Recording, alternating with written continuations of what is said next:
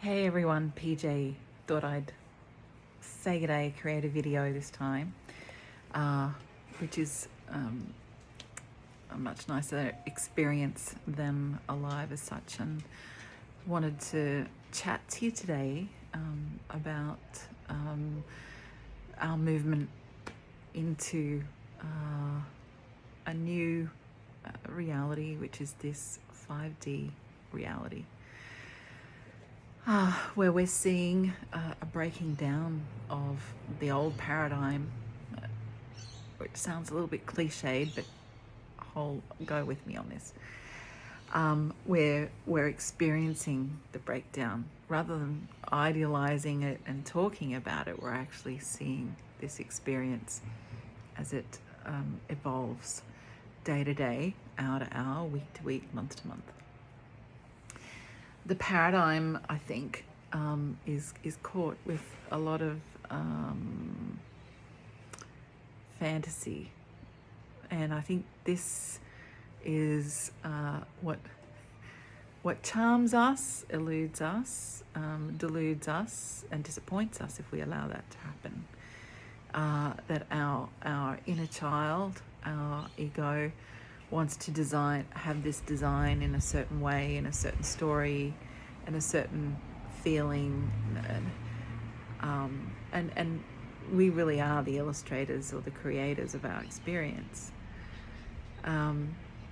However, what we can find is we can fall in love with this idea, and I'm seeing a lot of that at the moment. I'm seeing a lot of people fall in love with a story that has a lot of different truths attached to it, is multifaceted, and that it's the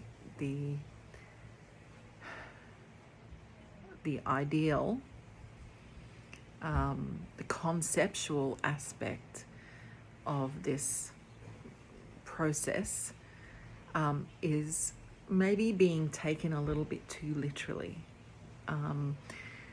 And what I mean by that is you have the choice of how you want to play it, but if your ego is going to take over and want to, extend the situation outside of the lines, then it could lead to disappointment. I've been on this journey now, like many people here, for more than 20 years, and certainly the awareness of ascension since 2012. And what has been very powerful has been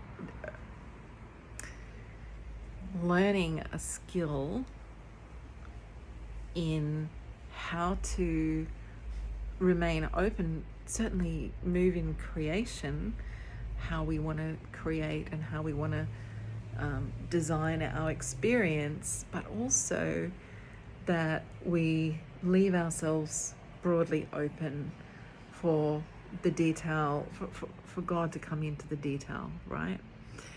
And rejoicing in what is, being in heart and in gratitude, really important. And as we step into a vibration of that real heart-based knowing, and being open to all, but feeling true to ourselves, what we're seeing, what we're being shown, those of us who are being shown, and that vision, and we're keeping a loose rein around what might be happening, rather than a very hard and fast line on how things need to be before I'll drop in and drop out. That's how you stay doing this for 20 years. I think some people come into this with a sense that it's romantic, that it has the pot of gold at the end of the rainbow, and the gold is actually discovered on a daily basis. There is no real destination yet, okay? And I haven't got that vision myself. So at this point, we're looking at where things are and how things are in here and now, and what you're wanting to do is, I would guide you to look for the little wins. How much have I grown through this process? How much of this has changed my life going forward? How much have I learned about myself through this process? Where am I headed, and what's now important to me where maybe it wasn't so important before? And by modeling this or journeying with this, you're then able to see very clear steps along the way to your own fulfillment. And while we come into a truth movement, and it's all about the truth, it's also very much about the truth of ourselves. I say, I'll often shed a tear, and those tears are healing tears. They're clearing. They're necessary for my growth. It's tearing away at something that maybe I didn't need anymore. It was a heart-based realization that I needed for my soul to feel intact, as it were, or for my ego to understand, so that it continued to allow the soul to move forward in its knowing. Because in my growth, my ego has understood that my soul is the master and not the other way around. I think there's a lot of people who are new to the truth movement and are finding it maybe a little bit difficult because you're looking for the validation still from others. You're looking for the validation from family. Oh, look at this. Look. He wants to play. Naughty. Oh, he's naughty. SETI. When we're looking for validation from others, which is exactly what he's doing, ironically, we're looking for that external proof that we're okay for the way that we think. And that proof actually comes from yourself. That proof comes from your own knowing, your own wisdom. It's not given by others. People will think I'm crazy, for example. If I've gone out there and told everyone that this is the way it needs to look, well, it's going to look and feel, and the people who are asleep, I'm waiting on validation from people who can't see. Do you see a level of insanity in that? Because that's what you're doing. So you need to stop doing that, and you need to come back to it doesn't really matter. It would be nice when people finally see, but the people I'm looking for that external validation from can't actually give that to me. Okay? They're not going to be able to give that to me.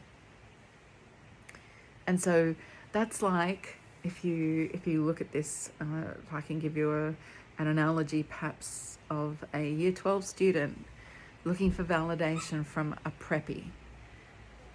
Does the preppy approve of my assignment on biology? And does it matter? Is it going to matter to them?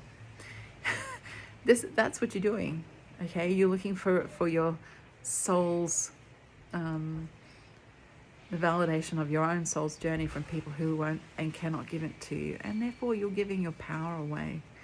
So I'm going to invite you to step around this and be the one that, imagine your life now. So you if you've gone through a major change, as I know many of you have gone through this transformation, and some of you have hit this journey of awakening like in the last 3 months, man, hat off to you. Many of us have had 2 decades to unwrap and marinate and come to terms with and understand what's going on. And you kind of roll with the punches and the disappointments. And can you imagine what it would have been like just to give you a little bit of my own experience, imagine what it would have been like where you go to do a little bit of research because you want to write a book. That was me. And this book had nothing to do with anyone, just about your passion and what was important to you. It's very noisy here today. Sorry. And and a little bit of the background that you could see and feel, that you knew there was a story, there was a truth there that you needed, that you felt inclined to share. And as you start to dig more deeply into that journey and that knowing, you need to validate that. And you do that simply by going to Google and getting to know a little bit about your subject, a little bit about context, about the environment and the history of that area. And then you discover that there is a powerful link between your subject matter and the fact that this entire civilization has been oppressed beyond imagination, not just for this period that you're writing about, but was continuing even now for thousands of years. And this same society was about to go through a revolution very similar to what we're seeing unfold in the US, with the same black hand of corruption designing it. Antifa was behind it, and very much designed by the deep state to see people attack each other. And as you watch this fold out, you can see all of these themes being pulled out through the decades, and then being fully aware, fully awake, fully researched, actually, fully in your knowing, and then not being able to speak about it with a soul. That was me. Every time I I realized that there was something terribly wrong with the world, and that it wasn't my imagination, and I had the proof, and I could see that this was a theme. There were thematics there that were playing out over a really long period of time, and it was very real, but it couldn't be seen or felt by anybody because we were all complicit. We were all part of this theater that we speak of. And as being part of this theater, we were blinded by it because our own objectives, needs, traumas were being met and realized, and we were playing into that drama because it was feeding us on another level, right? That goes very deep, but just to give you this broad overview. And when you've done all that research, and then you start to realize, man, if I speak about this to anybody, they're going to think I'm crazy. But I have to bring people on a journey of awakening somehow. How am I going to be able to do this? Who can I talk to about this? And then starting, as I was back then, starting to make my feelings, thoughts known, and then realizing that all it was going to do was bring me grief because I knew it. Others weren't ready for that. They were nowhere near ready for that information. Well, there was only a very small aspect of the population that were ready, awake, and willing to integrate that knowledge. I ended up deciding, when it went so deep, it went beyond the Vatican, it went beyond the Merovingian kings, the Ashkenazi Jews. I could see them worshipping Moloch. It's very easy to see the themes when you start the research. And I think like that. So it's very easy for me it just exposed itself. And I was like, oh my God, the Catholic Church was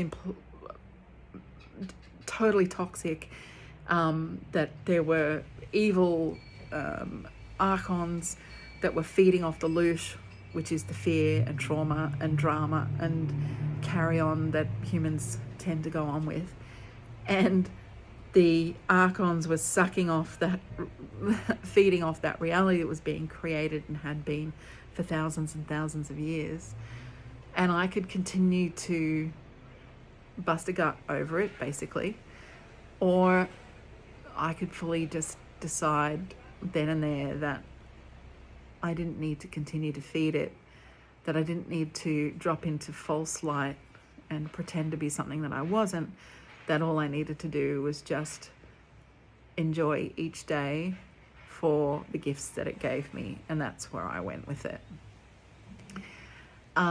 Until 2020, when everything, well, apparently we're back in 2012. So that's exactly what happened to my life. I've certainly been tipped back into my research that I had closed the books on and decided there's nothing I can do. I can't do this all by myself. I remember I was saying that often, I'm one person. How can I do this all by myself? And I put it to bed. I've got all my books in my study just inside, and I put it to bed. I've got, I don't know, 9, 10 notebooks full of downloads working with my research. Now the research is alternate research. I have my passion is unwritten history. So it's the history that you can't find readily.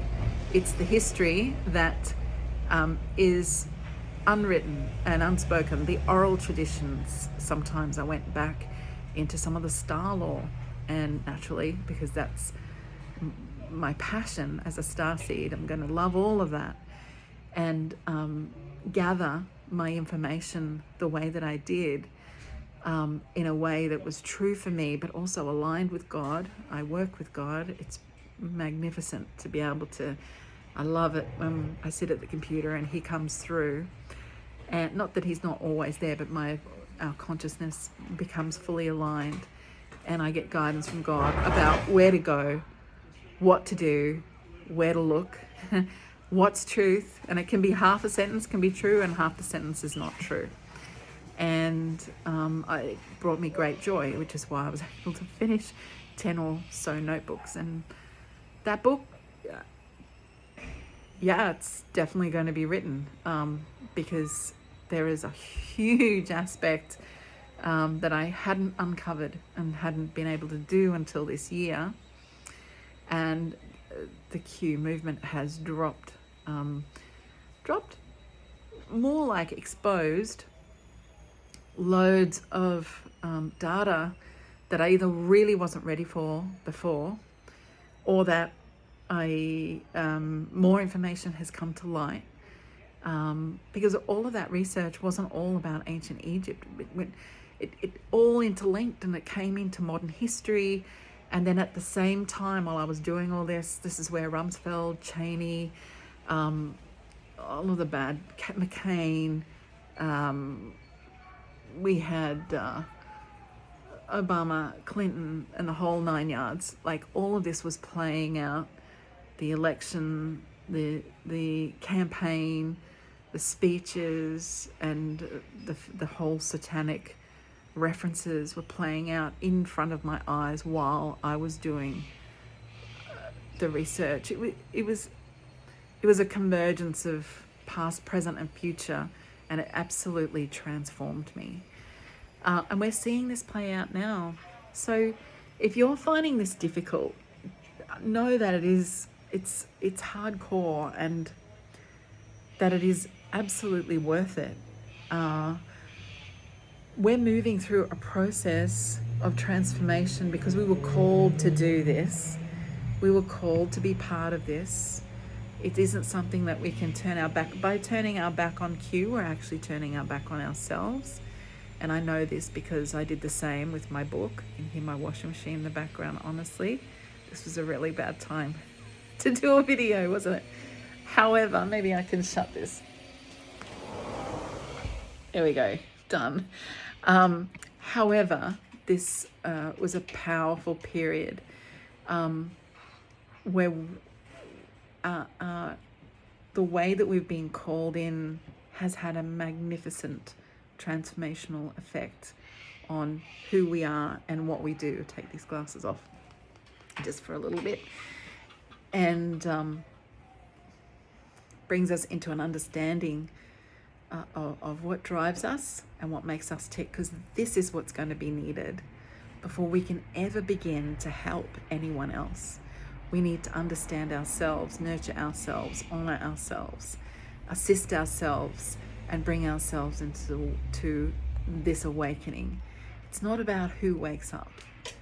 It's about how you stand in the goodness of your own being, in your own light, and your knowing, because when the shit hits the fan, and it's going to, you'll know exactly how to support, nurture, love, encourage, and embrace the reality of others. Nurture them, support them, understand how it is, how it can be for them, and move into an understanding and be that rock for them when this process unfolds the way that it's going to unfold. So I hope you found that interesting. It's just a short little video just to help some of you I know who are feeling a little bit exasperated. This is about you. It's not about anyone else. We're all holding an aspect of the truth. We all vibrate with this level of consciousness. You can't unsee what's been seen. You can't be half pregnant, okay? You either are or you're not. There are people who are awake. There are people who are asleep. Those who are awake see this and know this and understand this for what it is. It's much bigger than what it might present as. It's certainly bigger than any one individual or any one identity. Okay, that's really important to understand. And it's done. On another level, we're kind of reverse engineering. This is what I love about it. I think like this, so it's very easy for me. But everything has been, the cue drops, the cue clock has basically been reverse engineering an outcome for us, in the sense, a positive, powerful, beautiful outcome for the world. Q is facilitating a shift in consciousness, and we're all part of that. So I hope that helps. I hope that you've enjoyed this, and I'm looking forward to catching up with you again soon. I'll have another podcast out in the next couple of days, and ready and raring to go with some listening for you. So much love. Journey well. Take care till next time. See you soon. Bye-bye.